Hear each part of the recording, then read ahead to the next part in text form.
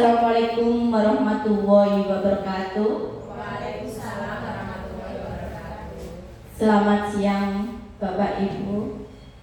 Yang saya hormati Bapak Ibu Kepala Sekolah Kecamatan Godong, yang saya hormati Bapak Ibu guru dan dari SD Negeri 1 Buke dan Bapak Ibu guru dari SD Negeri 5 yang saya banggakan dan saya sayang.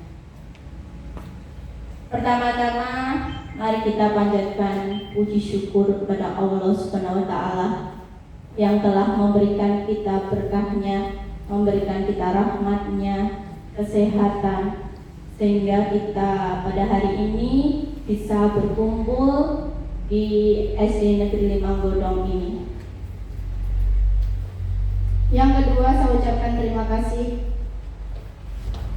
Bapak Ibu guru semua, Bapak Ibu kepala sekolah telah menyempatkan, meluangkan waktunya di sela-sela kesibukan Bapak Ibu untuk menghadiri kegiatan saya pada hari ini. Di sini saya akan mendiseminasikan budaya positif. Ini adalah tugas dari CGP, calon guru penggerak pada angkatan 11 Kabupaten Grobogan. Kita di sini saya di sini bukan bermaksud untuk menggurui, bukan bermaksud untuk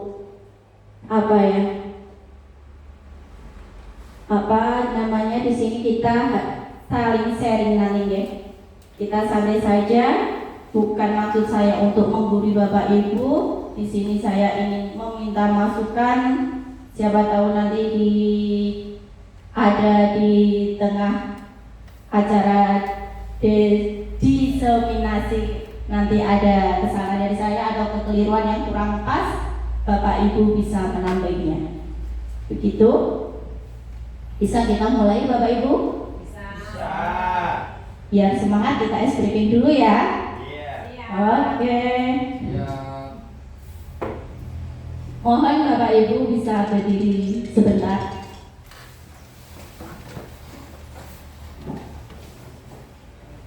Kita ice breaking senam otak sebentar biar kita rileks.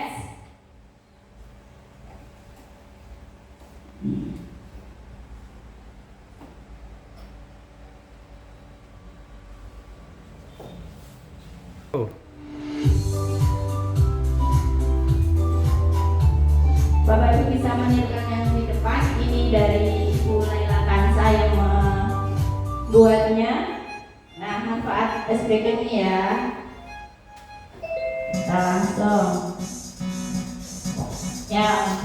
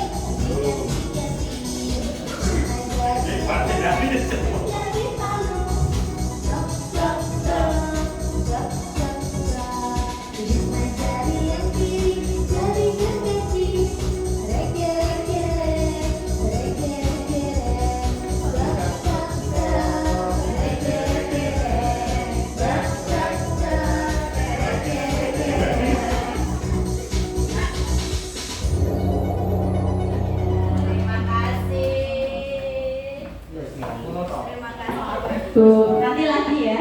Itu Pak, yang agak susah ada. Ada, tenang Pak, nanti ada yang agak susah. Kita lanjutkan tadi.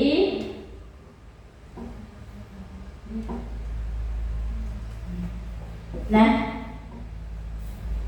tadi sudah kita ada spreading, sudah relax, terus melatih otak kanan dan otak kiri kita. Ternyata susah ya, Bapak Ibu. Enggak, Bu. Oh enggak, Pak Chandra, mantap. Saya susah tadi Pak, kebalik-balik. Nah, untuk hari ini, untuk pertanyaan pemantik kali ini,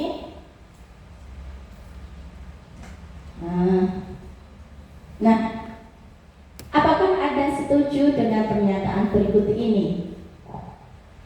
Hukuman dapat mendisiplinkan anak.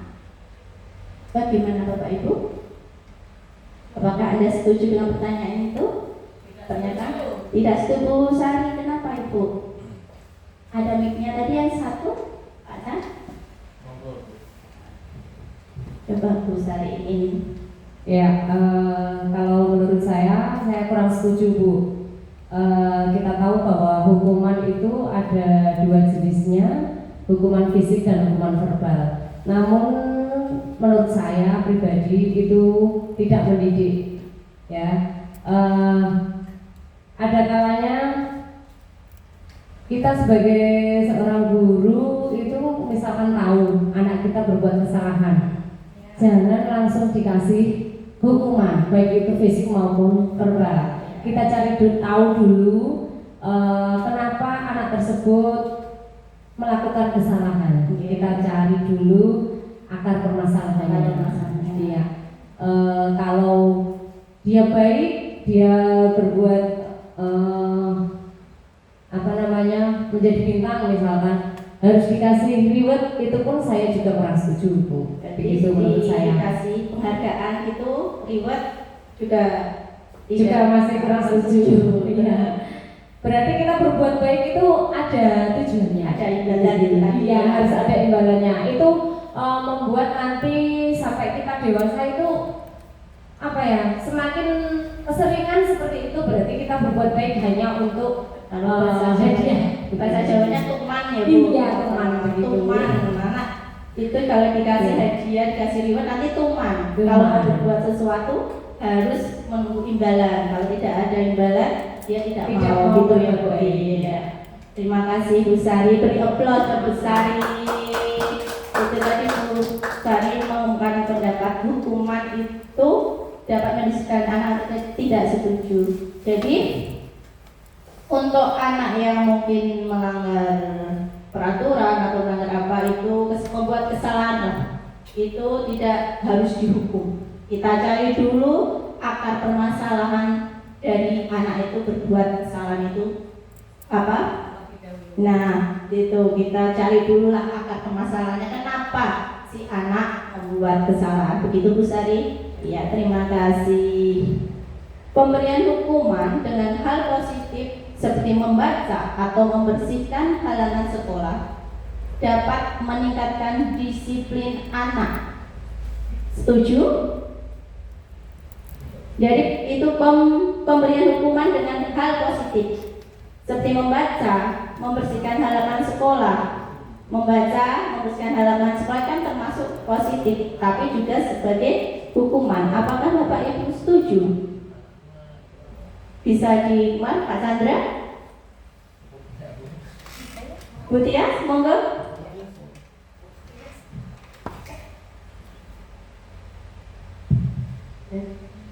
Terima kasih waktunya. Pemberian hukuman dengan hal positif seperti membaca atau membersihkan halaman sekolah dapatkah meningkatkan disiplin anak? Kalau menurut saya, kedisiplinan itu harus ada pada diri anak tersebut terlebih dahulu ya, dibangun dari dirinya sendiri. Kalau pemberian hukuman berupa hal positif seperti membaca, membersihkan halaman, itu nanti kadang ada anak yang mungkin melanggar sebagai peraturan, itu nanti dia akan bahasa Indonesia kayak meremehkan, ya tidak meremehkan, tapi seperti nyepelin, nah seperti itu. Nah mungkin dari anak tersebut ketika melanggar tata tertib mungkin dia sudah terbawa, paling nanti disuruh membaca, paling nanti disuruh membersihkan halaman sekolah, nah seperti itu. Jadi pemberian hukuman itu sebaiknya disesuaikan dengan kondisi anak tersebut, dan juga kita harus melihat terlebih dahulu kondisinya, kebutuhan dasarnya anak tersebut sudah terpenuhi atau belum. Karena anak mungkin melakukan pelanggaran kedisiplinan itu kan karena kebutuhan dasarnya belum terpenuhi. Nah, ketika anak sudah terpenuhi kebutuhan dasarnya, mereka nanti akan dengan sendirinya tahu betul apa yang harus dilakukan. Jadi untuk pemberian hukuman dengan hal positif itu juga bagus, tapi akan lebih baik lagi kita beri keyakinan kepada mereka bahwa kedisiplinan itu dimulai dari dirinya sendiri, tidak hanya dari ini mungkin mendapat reward kayak itu. Terima kasih Bu Tia, berikan aplaus pada Bu Tia yang tadi menyampaikan hukuman dengan hal positif itu juga bagus karena positif, tapi sebaiknya itu disiplin itu dimulai dari diri sendiri sesuai dengan kebutuhan anak, seperti itu ya. Terima kasih. Kemudian memberikan penghargaan dapat meningkatkan motivasi belajar anak. Ini tadi juga disampaikan pada Bu Sari. Kalau pemberian penghargaan atau berupa reward, nanti jatuhnya anak itu akan terbiasa, terkegantungan, bahasa Jawanya tadi tuman gitu ya. Jadi motivasi yang kita berikan itu tidak harus selalu reward, itu biar anak bisa melaksanakan pembiasaan disiplin dari dirinya sendiri. Seperti itu tadi yang disampaikan dari Bapak Ibu Guru, dan saya juga setuju dengan Bu Sari dan Bu Tias. Kita lanjutkan. Nah, dimensi budaya positif itu ada beberapa. Ini kemarin ada di modul 1.4. Ini yang materi yang sangat luar biasa sekali. Bukan hanya luar biasa banyaknya, tapi luar biasa ilmunya juga. Tuh, ada perubahan paradigma belajar. Ada disiplin positif, nilai-nilai kebajikan, kebutuhan dasar manusia, motivasi perilaku manusia, posisi kontrol, keyakinan kelas, dan segitiga restitusi. Itu semua saling berkaitan. Yang pertama adalah pembelajaran dengan paradigma baru. Nah, pembelajaran dengan paradigma baru merupakan pembelajaran yang dirancang berdasarkan prinsip pembelajaran berdiferensiasi sehingga para peserta didik belajar sesuai kebutuhan berdasarkan tahap perkembangan sesuai teori psikologi modern untuk mewujudkan profil pelajar Pancasila. Nah, profil pelajar Pancasila kemarin waktu ada pendampingan kita sudah membahasnya. Ada berapa dimensi profil pelajar Pancasila yang kemarin kita nyanyikan bersama? Ada 6 dimensi. Awas saja kemarin Bapak Ibu. Beriman, bertakwa, Tuhan Yang Maha Esa, dan berakhlak mulia. Kemudian ada mandiri, gotong royong, kreatif, berkepentingan global, bernalar kritis. Itu perlu diingatkan lagi. Perlu Mbak Rizky kemarin. Ayo, gak usah diiringi musik ya. Ayo Mbak Rizky, berdiri Mbak. Semua, iya semua. Ayo. Monggo Bapak Ibu semeneng deh. Nyanyi bersama-sama.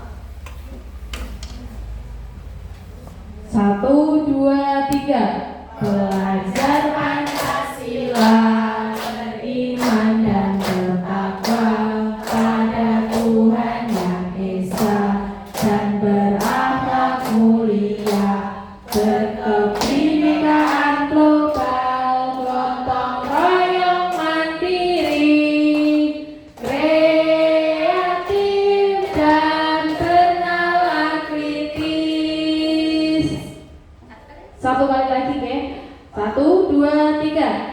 Belajar Pancasila, beriman dan bertakwa pada Tuhan Yang Esa, dan berakhlak mulia, berkebinekaan global, gotong royong mandiri, kreatif dan bernalar kritis.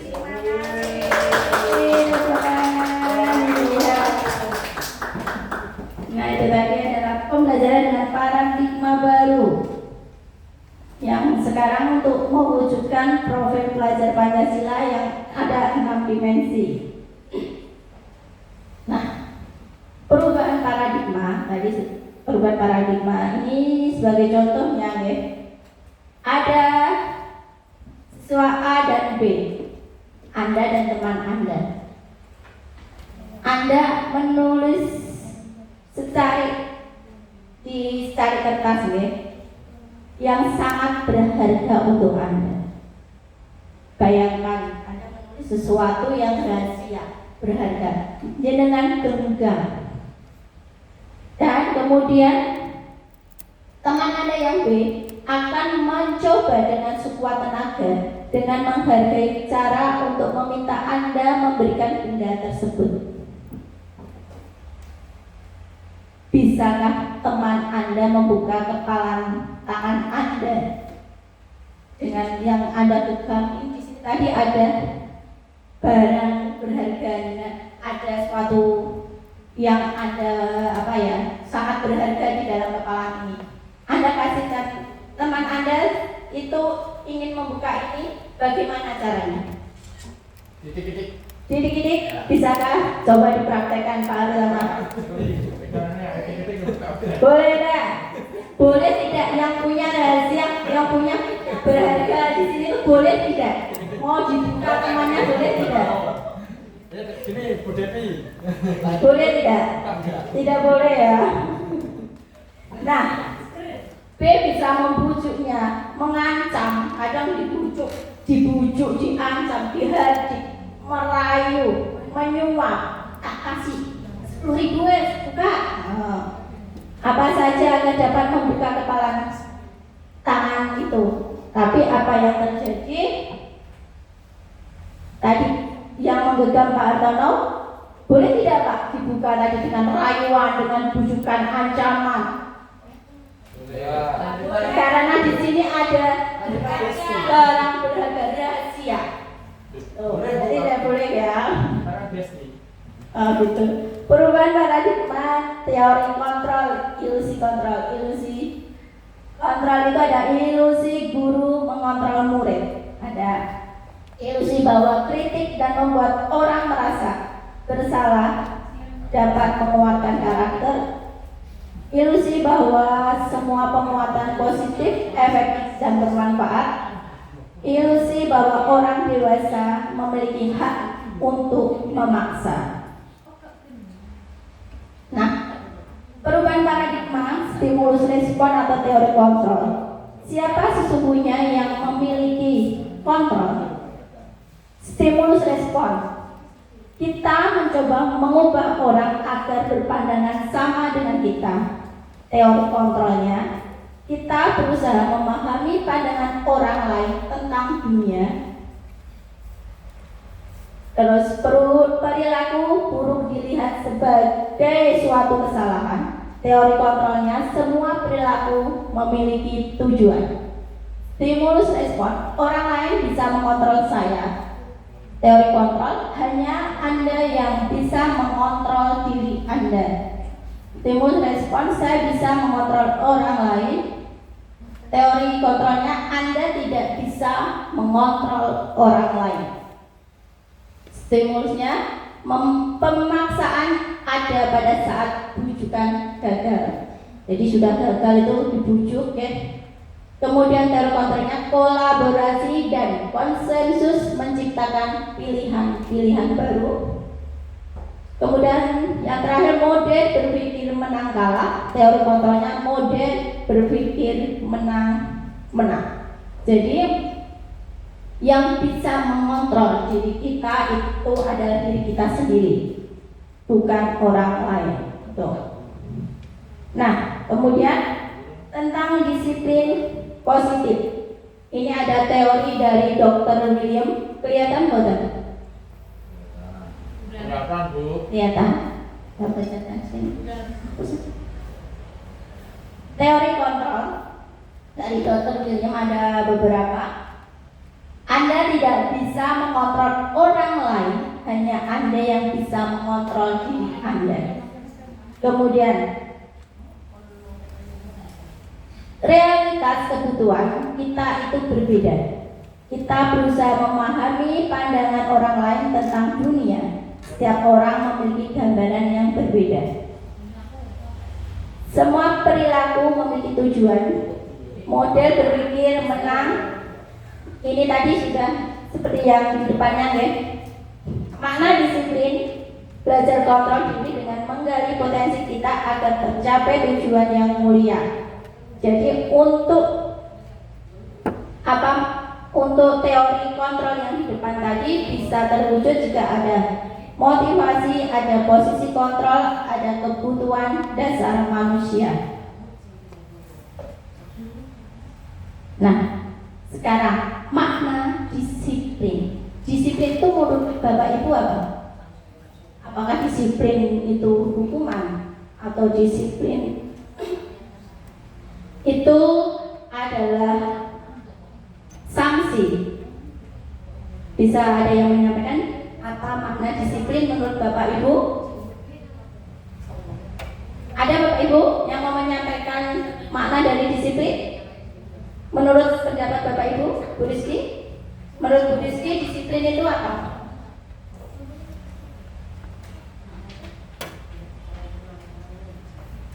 Menurut saya disiplin itu tepat waktu, sesuai dengan peraturan. Terima kasih. Dari Bu Rizky adalah disiplin adalah tepat waktu sesuai peraturannya. Bu Sari, monggo.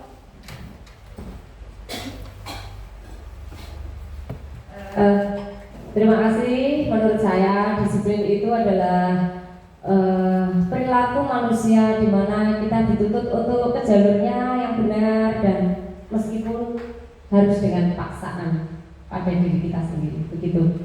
Terima kasih. Jadi boleh monggo.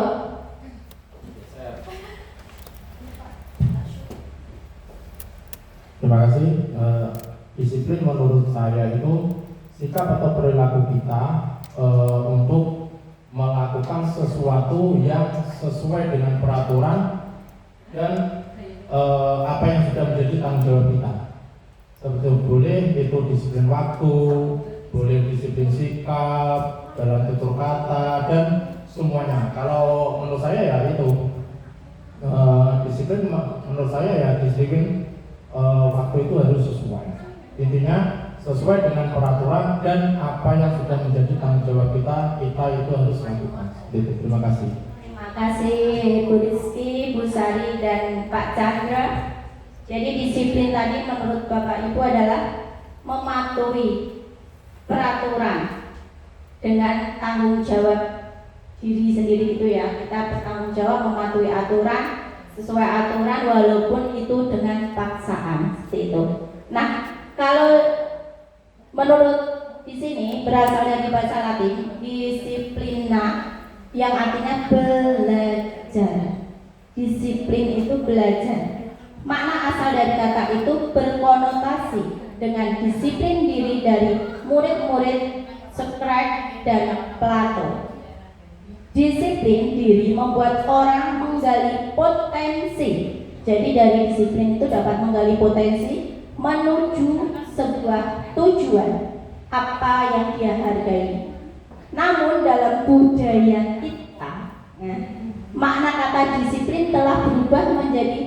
sesuatu yang dilakukan seseorang pada orang lain untuk mendapatkan kepatuhan.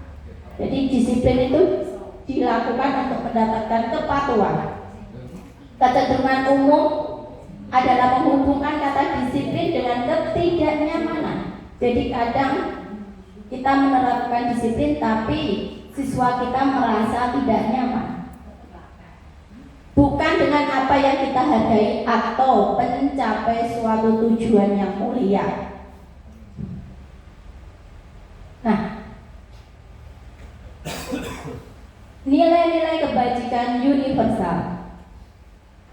Nilai-nilai kebajikan adalah sifat positif manusia yang merupakan tujuan mulia yang ingin dicapai setiap individu. Nilai-nilai tersebut bersifat universal dan lintas bahasa, suku, bangsa, agama maupun latar belakang. Setiap perilaku perbuatan memiliki suatu tujuan. Itu yang disampaikan dari Dr. William Blaser pada teori kontrol 1984. Dengan mengaitkan nilai-nilai kebajikan yang diyakini seseorang, maka motivasi intrinstiknya akan terbangun sehingga menggerakkan motivasi dari dalam untuk dapat mencapai tujuan mulia yang diinginkan. Itu dari teori Diana Gosen 1998. Nilai-nilai kebijakan yang lainnya ada beriman, bertakwa pada Tuhan Yang Maha Esa, mandiri, benar, kritis, kebinekaan tunggal, bergotong royong, dan kreatif itu pada profil pelajar Pancasila. Jadi dari disiplin tadi itu kita menerapkan disiplin itu ada nilai-nilai kebajikan universalnya. Ini contoh nilai kebajikan. Profil pelajar Pancasila tadi sudah, terus PJP Ibu Preferi Years Program itu ada nilai toleransi, rasa hormat, integritas, mandiri, menghargai, keingintahuan, kreativitas, kerjasama, percaya diri dan komitmen. Kemudian ada nilai kebajikan keterampilan hidup, life skill, dapat dipercaya, lurus hati, pendengar yang aktif, tidak merendahkan orang lain, dan memberikan yang terbaik dari diri. Ini contoh dokumentasi penerapan disiplin positif yang ada di sekolah kita di SD 5. Itu sudah ada kegiatan upacara setiap Senin. Itu sudah ada kegiatan upacara. Kemudian ada disiplin kita apel. Kemudian ada juga ya bertanggung jawab melaksanakan tugas-tugasnya. Ada juga kegiatan jedah di setiap Jumatnya. Itu sudah merupakan kegiatan itu sudah tertata dengan baik, sudah terjadwal. Itu termasuk penerapan disiplin positif di sekolah kita. Masih banyak lagi. Kita menyambut siswa kita setiap pagi di depan, itu juga termasuk disiplin positif.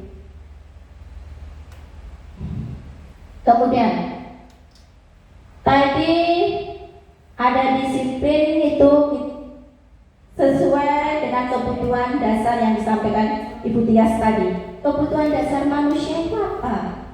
Kebutuhan dasar manusia itu adalah segala sesuatu yang kita lakukan untuk mendapatkan apa yang kita inginkan. Jadi kebutuhan yang kita lakukan untuk mendapatkan apa yang kita inginkan. Seluruh tindakan yang kita lakukan memiliki tujuan tertentu, dan semua usaha terbaik yang kita lakukan adalah dalam rangka agar kebutuhan dasar kita terpenuhi dengan baik. Kebutuhan dasar, kira-kira kebutuhan kita apa? Makan, minum, itu ya. Terus apa lagi? Kebahagiaan, kasih sayang, itu termasuk kebutuhan kita ya. Kita butuh tidak makan, minum? Butuh. Terus kebahagiaan, itu kasih sayang, itu kepuasan, itu termasuk kebutuhan dasar kita sebagai manusia. Nah, di sini kebutuhan dasar itu dibagi menjadi 5, dibedakan menjadi 5. Yang pertama adalah bertahan hidup, seperti makan, itu untuk bertahan hidup, pakaian, tempat tinggal, keamanan dan kesehatan, kasih sayang dan rasa diterima. Rasa diterima, dipedulikan, berbagi, kerjasama, menjadi bagian dari kelompok. Jadi contohnya tidak kita di sekolah, di tim kita di sekolah, kita membutuhkan kasih sayang dari teman yang ada di sekolah itu, dari tim kita, dan rasa ingin diterima. Jadi kalau seperti kita anak-anak itu pengen temannya menerima dia. Bapak Ibu seperti itu tidak? Butuh tidak? Kasih sayang dan rasa diterima. Apa ini? Aku bisa hidup sendiri. Aku bisa melakukan ini sendiri tanpa orang lain. Begitu? Tidak, karena kita juga makhluk sosial. Jadi kita juga membutuhkan orang lain. Kita butuh kasih sayang. Kita butuh rasa untuk diterima. Penguasaan itu harga diri, keinginan untuk dianggap, memimpin, berprestasi, diakui dan didengar. Kadang kita juga butuh itu, butuh didengar. Bapak Ibu kalau di kelas itu termasuk penguasaan. Pengen siswa itu mendengar kita butuh didengarkan, kita harus dianggap. Aku ini gurunya, gitu kan? Itu termasuk penguasaan. Kebebasan. Nah, mandiri, memiliki pilihan, mencoba hal baru, mampu mengendalikan dirinya. Ini butuh kebebasan untuk memilih pilihan hidup. Terus kesenangan itu bermain, humor, antusias, tertawa. Nah, kadang kita juga merasa jenuh, merasa bosan. Itu kita butuh hiburan, butuh kesenangan. Seperti Pak BI ya, Pak BI, kalau kita jenuh butuh hiburan, Pak BI. Nah, itu termasuk kebutuhan kesenangan. Dewi butuh tidak untuk kesenangan?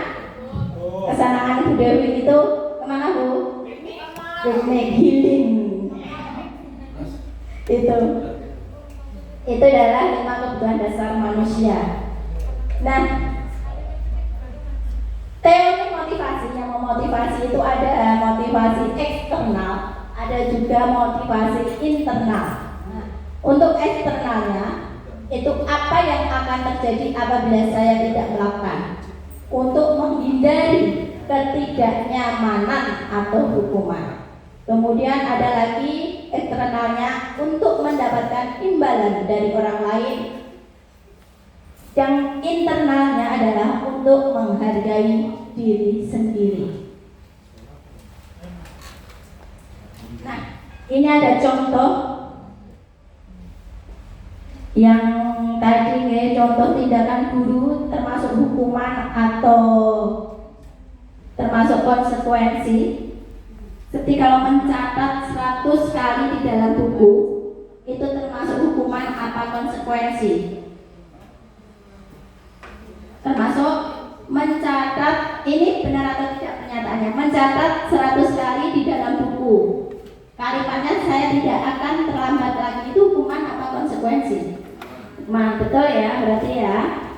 Untuk mengelilingi lapangan basket 2 kali karena terlambat hadir di sekolah, termasuk hukuman ya. Murid diminta untuk push up 15 kali karena tidak menggunakan masker, termasuk apa itu? Hukuman. Menggantikan kertas tugas teman yang telah dicoret-coret, konsekuensi. Jadi intinya hukuman dan konsekuensi itu, kalau konsekuensi itu kesalahan kita ganti. Jadi kalau kita mematahkan pensil milik temannya, kita berkonsekuensi untuk menggantinya. Seperti itu. Sudah paham antara hukuman dan konsekuensi? Paham, lanjut. Nah, ini perbedaannya tadi hukuman dan konsekuensi. Hukuman itu sesuatu yang menyakitkan dan harus terjadi. Terus hukuman membuat anak sakit untuk jangka waktu yang lama. Jadi kalau Bapak Ibu memberikan hukuman pada siswa dan itu akan terngiang sampai nanti anak itu selesai, bahkan sampai tua teringat. Dulu itu Bu A pernah menghukumku untuk menulis 100 kali, itu pasti akan teringat. Kemudian anak membenci kedisiplinan,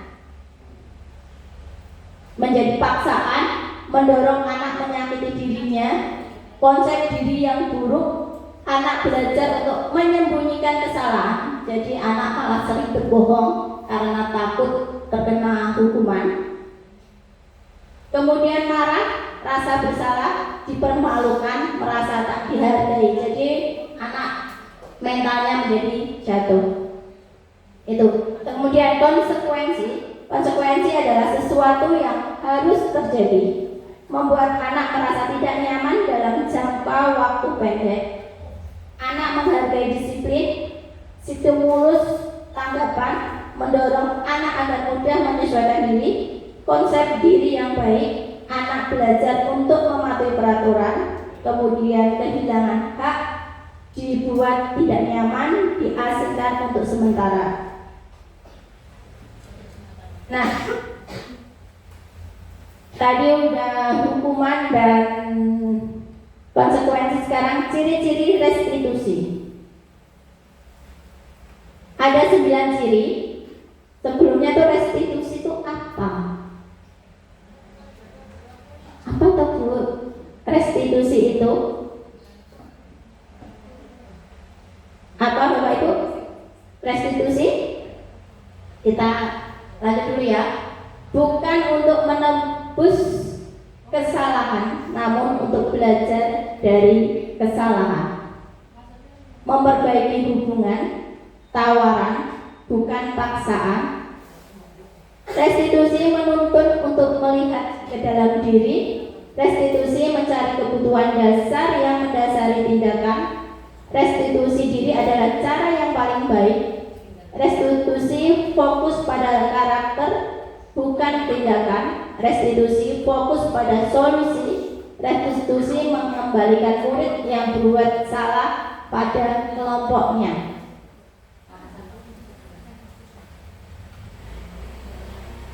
Nah, untuk melaksanakan restitusi tadi itu butuh 5 kontrol, posisi kontrol dari guru. Restitusi itu adalah cara untuk memperbaiki kesalahan, itu membutuhkan 5 kontrol dari guru. Jadi guru itu yang pertama adalah sebagai penghukum, itu yang harusnya kita hindari. Pembuat merasa bersalah, sebagai teman, pemantau, dan sebagai manajer. Dari 5 posisi kontrol ini, yang paling baik menurut saya itu adalah sebagai manajer. Nah, ini ada penghukum itu menghardik, itu kita harus hindari karena dampaknya itu berjangka lama sekali sampai nanti sudah dewasa anak itu akan terngiang. Pembuat orang merasa bersalah itu berceramah dan mengatakan seharusnya ibu kecewa, jadi anak itu merasa bersalah. Jadi seperti contoh, Nur, ibu kecewa sama kamu telah berbuat seperti ini. Itu anak akan menjadi merasa bersalah. Tuh. Terus sebagai teman itu kita bisa merangkul, kita ajak, ayolah kita lakukan seperti ibu. Kemudian masa kamu tidak mau ingat, tidak ibu pernah bantu, itu kita sebagai teman, ayo nak bantu ibu. Tuh, kita sebagai teman dengan siswa. Sebagai pemantau itu adalah menghitung dan mengukur apa peraturannya. Jadi kita hanya memantau anak itu, apa peraturannya. Kemudian kita juga bisa berapa banyak bintang yang saya harus peroleh, berapa halaman yang harus saya tulis. Jadi kita hanya memantau. Kita tidak mengajak anak itu, kita tidak bahkan apa-apa. Suaranya habis. Kita hanya memantau.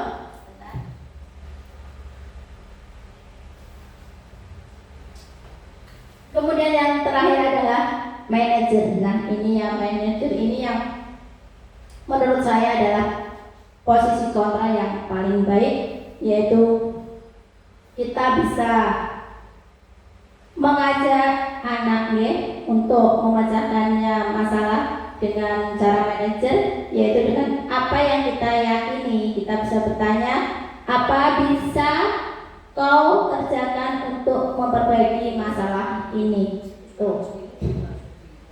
Kemudian contoh dari pertanyaan-pertanyaan dari 5 posisi kontrol tadi sudah saya jelaskan. Saya kecewa sekali dengan kamu, bisa. Kemudian sebagai penghubung, kamu tidak pernah benar melakukannya. Jadi kita menghukumnya. Sebagai teman, ayolah lakukan demi ibu. Kita ajak anak itu sebagai teman. Kemudian pemantau, apakah kamu mau mendapatkan stiker bintang hari ini? Kemudian sebagai manajer, bagaimana kamu bisa menyelesaikan masalah ini? Jadi anak diajak untuk berpikir cara bagaimana menyelesaikan, tindakan apa yang bisa menyelesaikan masalahnya itu.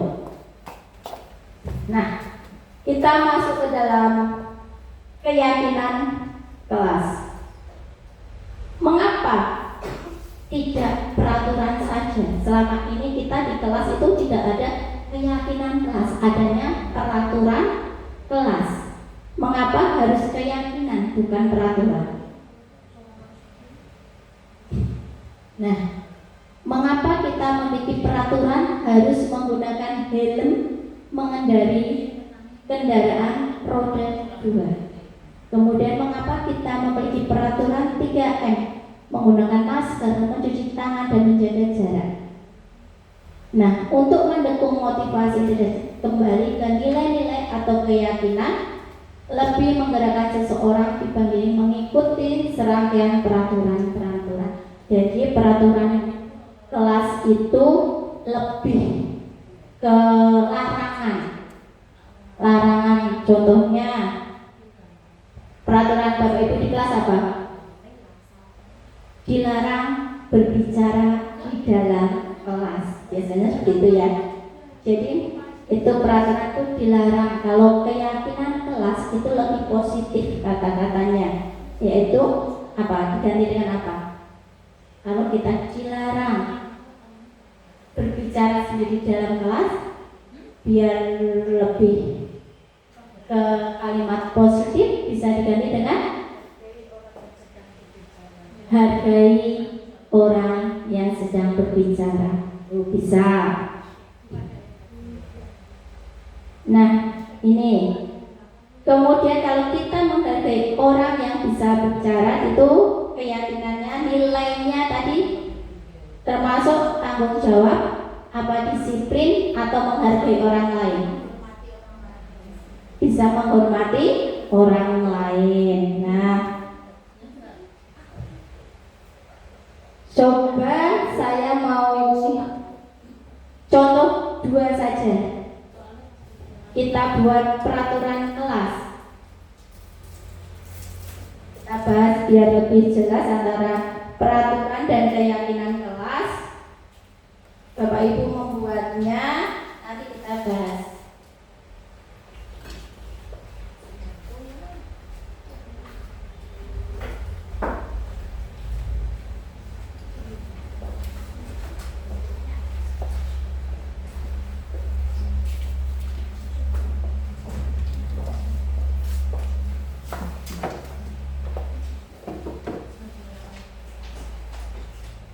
Peraturan di kelas Bapak Ibu bisa ditulis 1 atau 2 peraturan yang ada di kelas Bapak Ibu. Seperti contoh tadi, dilarang berbicara di dalam kelas. Kalau sudah bisa ditempel.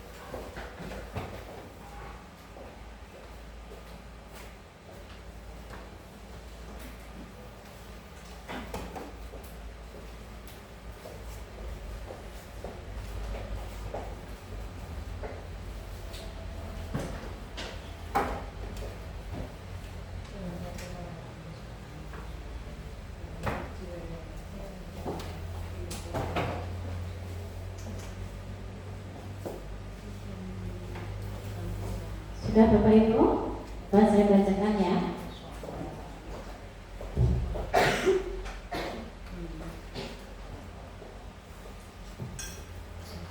Di sini ada menghargai orang lain berbicara, tidak boleh terlambat, tidak boleh makan ketika pelajaran, tidak boleh terlambat sekolah, dilarang membuang sampah sembarang di dalam kelas, saling menghormati, berbicara yang baik dan sopan, kemudian menjaga kebersihan kelas. Ada satu lagi dari Bu Devi.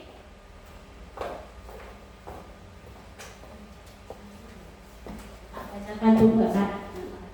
Tidak boleh berbicara ketika guru menjelaskan.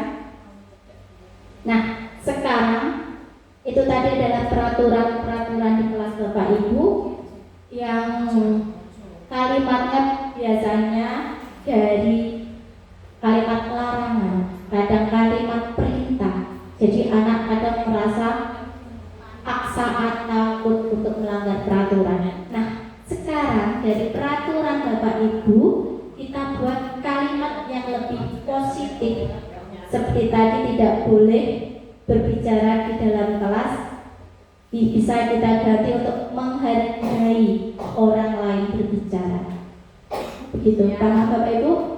Paham? Coba sekarang kita coba untuk menggantinya dengan kalimat yang positif. Ya, bisa untuk membedakannya. Saya kasih.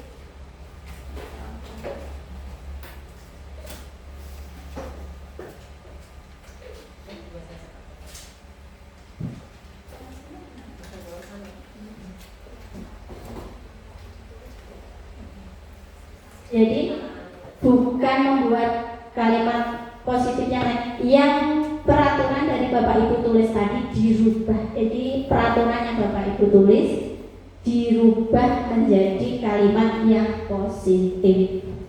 Paham Bapak Ibu? Paham.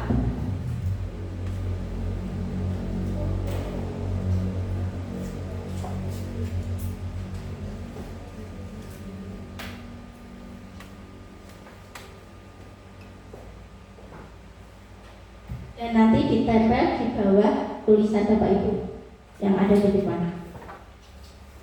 Lepaskan ya Bu. Ya, dipaskan di bawahnya yang bisa mengenali tulisan Bapak Ibu sendiri. Jangan sampai kebalik dengan tulisan teman yang lain.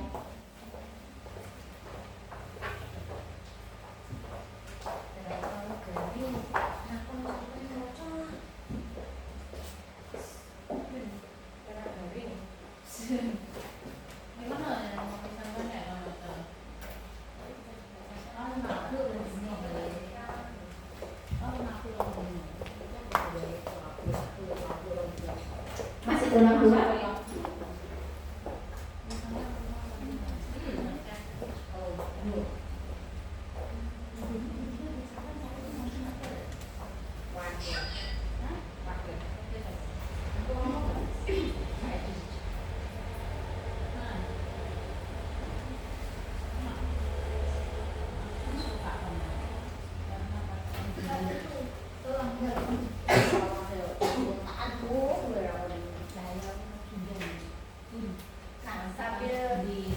menunggu yang lain, saya bacakan. Tuh.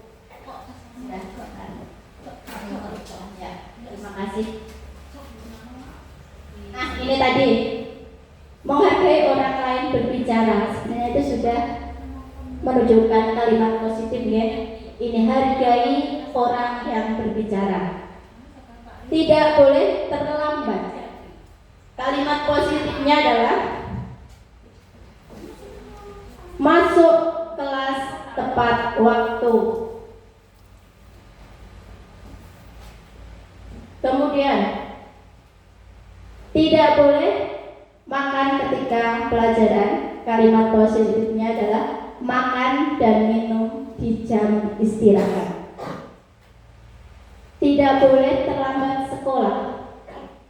Kalimat positifnya berangkat sekolah sebelum pukul 7. Terus ini tadi dari Bu Devi, tidak boleh berbicara ketika guru menjelaskan.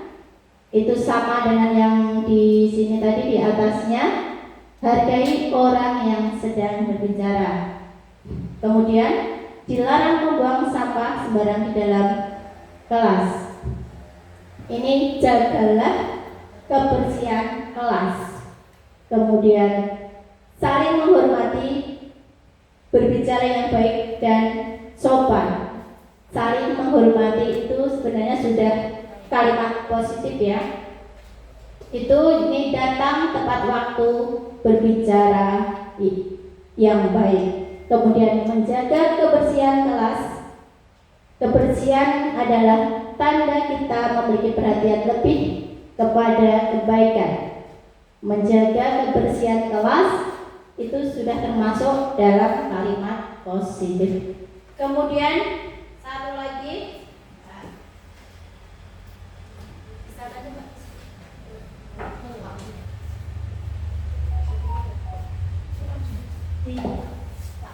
Isolasi.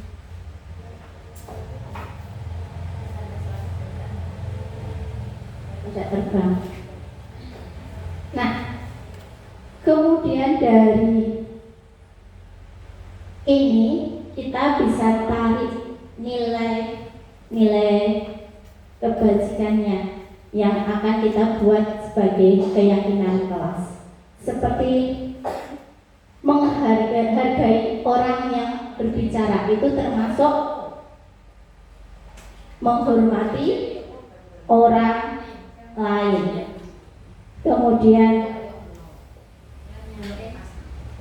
apa tadi? Tidak boleh terlambat. Masuk kelas tepat waktu.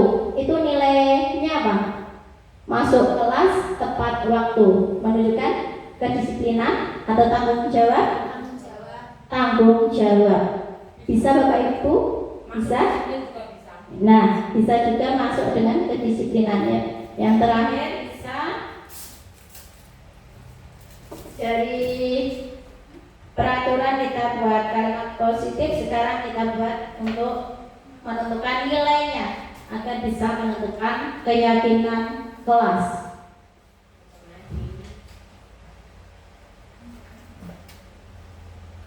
Paham? Seperti tadi contohnya, hargailah orang lain berbicara. Itu nilai kebajikannya adalah menghormati orang lain. Kemudian makan dan minum di jam istirahat, itu termasuk apa? Kedisiplinan, tanggung jawab. Masuknya apa? Disiplin waktu, boleh bisa masuk kedisiplinan. Komitmen, seperti nilai-nilai yang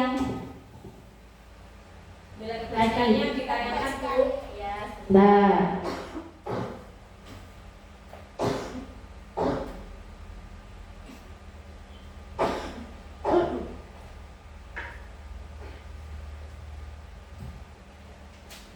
ini masih banyak. Ada kalau apa itu, ada keselamatan juga, keamanan. Panggil teman dengan nama yang baik, itu juga bisa. Itu termasuk apa?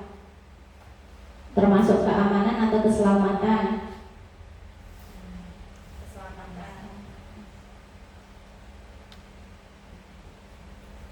Kalau memanggil nama yang baik berarti menghormati.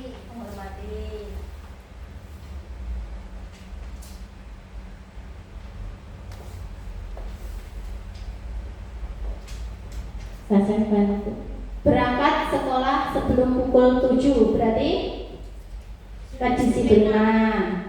Tanggung jawab juga bisa. Jagalah kebersihan kelas.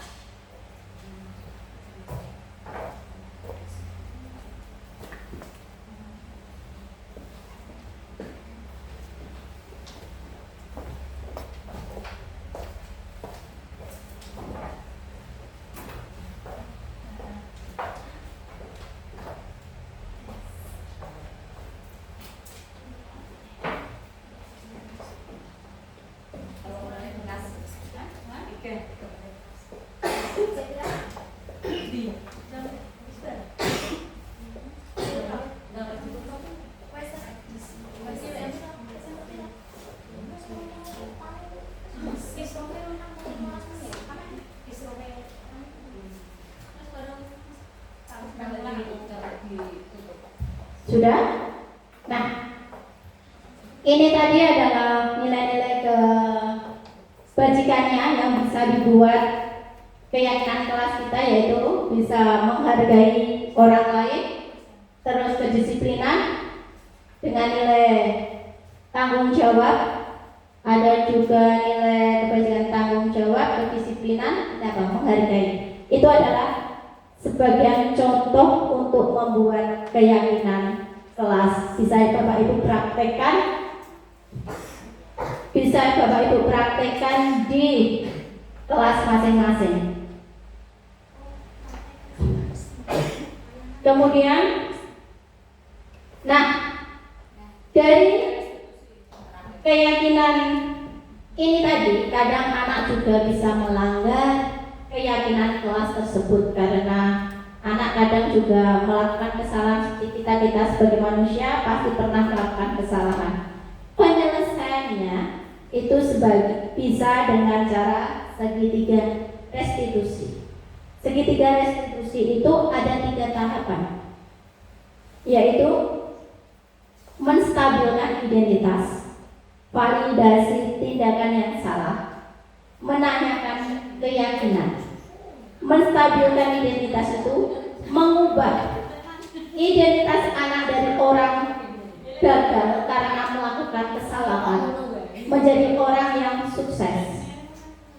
Jadi anak itu dikembalikan, menstabilkan identitasnya. Dari dia berbuat salah, dia bisa tenang hingga nanti menjadi orang yang sukses. Berdasarkan prinsip membuat kesalahan adalah bagian dari proses pembelajaran. Memvalidasi tindakan yang salah berdasarkan prinsip setiap perilaku berupaya memenuhi kebutuhan tertentu. Guru akan bergeser dari pemikiran stimulus respon menjadi produktif, menggali dan mengakui kebutuhan murid, akan memperbaiki hubungan dengan murid. Menanyakan keyakinan. Yang terakhir, murid akan diberi pertanyaan-pertanyaan bermakna untuk memunculkan motivasi secara intrinsik, mampu mengaitkan keyakinan dengan tindakan yang salah. Jadi ada 3 tahapan: menstabilkan identitas, validasi tindakan, menanyakan keyakinan. Menstabilkan identitas bisa dengan cara, contoh, jika anak melakukan kesalahan seperti melanggar keyakinan kita, berbuat salah itu wajar karena kita sebagai manusia bukan makhluk yang sempurna. Ibu atau bapak guru juga pernah melakukannya. Itu jadi anak tidak merasa dipanggil, itu tidak merasa seperti diidementasi atau seperti dikoreksi, diskriminasi dan sebagainya itu. Kemudian validasi tindakan yang salah. seperti yang disampaikan Bu Sari, kita cari anak itu kenapa dia berbuat seperti itu. Jadi tidak menghakiminya langsung, tidak langsung menyalahkan anak, tapi kita cari akar permasalahan seperti itu. Bisa ditanyakan, kenapa kamu tadi seperti itu? Apa toh tadi yang kenapa kamu tidak memakai sepatu? Mungkin gitu. Kenapa kamu tadi? Jadi kita cari akar permasalahan anak biar menjelaskannya. Kemudian menanyakan keyakinan. Kita ingatkan keyakinan yang ada di kelas. Kamu ingat keyakinan kelas kita? Dia akan menyebutkan keyakinan kelasnya, ada tanggung jawab, disiplin, kebersihan, menghormati. Nah, kesalahan kamu tadi berarti melanggar keyakinan yang mana? Terus kita ajak anak untuk sadar dan introspeksi diri, kemudian memperbaiki kesalahannya. Tuh, ini contohnya kemarin saya penerapan segitiga restitusi. Kemudian ini ada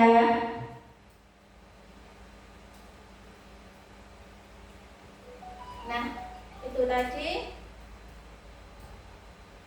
Ini contohnya segitiga restitusi yang saya buat. Sebentar.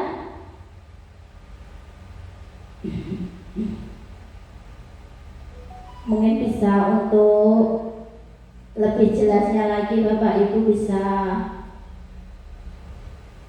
biar lebih paham. Assalamualaikum. Waalaikumsalam. Silakan duduk Mas Bagus. Salim dulu. Kamu tadi dari mana? Sholatnya mau ada. Kamu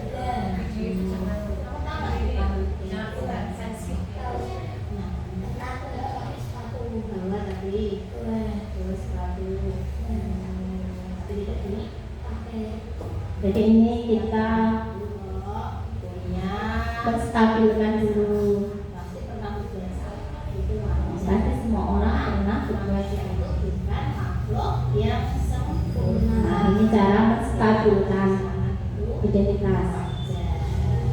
Di sini Mas Bagus kita begini, betul. Nanti kalau Mas Bagus tidak pakai sepatu, tapi jangan takut.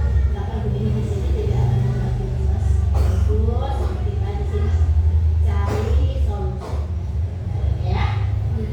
Kalau boleh tahu, Nah, ini masuk ke validasi tindakan. habis praktek sholat. Kalau habis praktek sholat itu seharusnya sepatunya langsung dipakai. Lalu anak-anak yang udah dipakai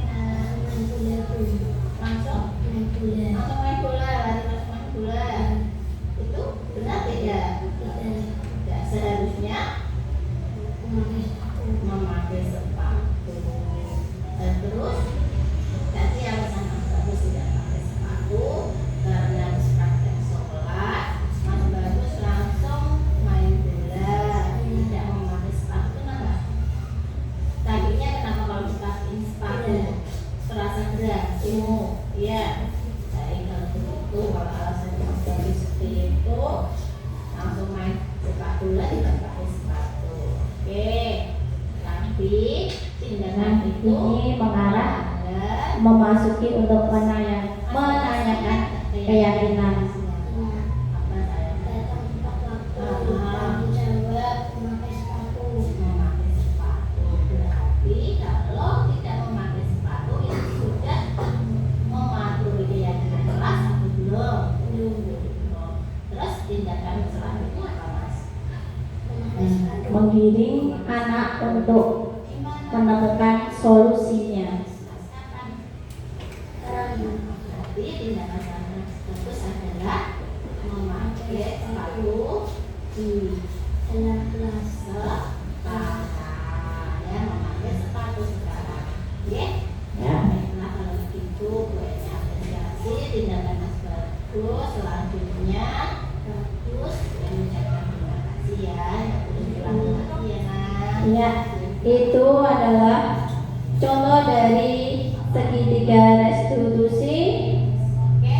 Saya rasa Bapak Ibu sudah paham atau ada yang mau ditanyakan? Jadi kita validasi tindakan untuk mengarah dari keyakinan kelas, dengan menanyakan keyakinan kelas agar menemukan solusi anak menyadari kesalahannya. Itu. Nah, itu tadi diseminasi dari budaya positif dari saya. Saya ucapkan banyak terima kasih Bapak Ibu. Sekali lagi atas kehadiran Bapak Ibu di sini mengikuti kegiatan saya ucapkan terima kasih banyak. Saya akhiri, jika ada kata, tutur kata atau tingkah laku saya yang kurang berkenan, saya mohon maaf. Sebelum saya ucapkan salam penutup, mungkin ada yang mau menambahi atau mengoreksi dari kegiatan hari ini? Monggo.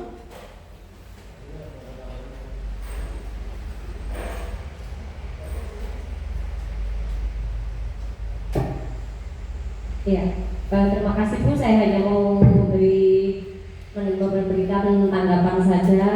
Terima kasih kepada Bu Eni yang sudah berkenan untuk memberikan pengetahuan atau diseminasi atau penyebaran budaya positif kepada kami semua, sehingga kami menjadi lebih tahu apa itu yang namanya 5 posisi kontrol guru, kemudian tahapan segitiga restitusi. Semoga kedepannya kami sebagai seorang pendidik dapat menerapkan budaya-budaya positif mulai dari diri sendiri dan menerapkannya di lingkungan kami mengajar. Dan terlebih kita bisa berbagi kepada rekan-rekan sejawat kita. Terima kasih. Terima kasih Ibu Sari, terima kasih Bapak Ibu. Sebelum saya tutupnya, berikan aplaus untuk kita semua. Saya akhiri. Wassalamualaikum warahmatullahi wabarakatuh.